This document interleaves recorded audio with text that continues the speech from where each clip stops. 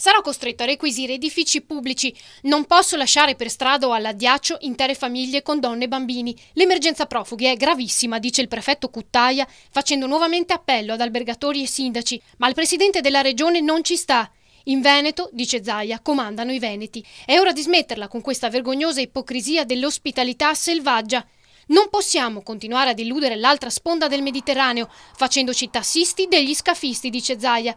E se la prende con il governo. Nel nostro semestre europeo di presidenza dovevamo dimostrare di avere voce in capitolo, dice, e sbattere i pugni sui tavoli per costringere i Paesi membri a diventare parte in causa nell'affrontare questo tragico esodo. E sul progetto Frontex il governatore ricorda: la si vorrebbe spacciare come soluzione per tutti i mali, ma almeno per ora è solo un misero tentativo di tenere buoni i Paesi che non ce la fanno più a reggere gli scaricabarile dell'Europa e dell'Italia. I cittadini dal canto loro seguono con molta attenzione. So che stanno ricercando degli spazi, io ho segnalato, mi sono permessa di segnalare alcune situazioni sia a Mestre che al Lido che potrebbero essere utilizzate per questo. Ci sono colonie marine non più utilizzate, ci sono delle strutture che facevano anche altre funzioni, scuole dismesse. Certo, bisognerebbe individuare qualche cosa, farci un po' di lavori perché devono essere decenti e poi tutti dobbiamo con buona volontà collaborare.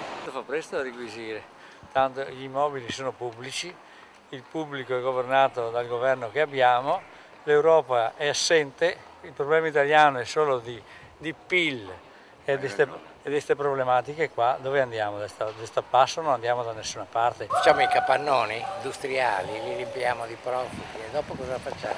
La cosa peggiore di questa gente che arriva è che purtroppo si mischiano a noi e non sono come noi.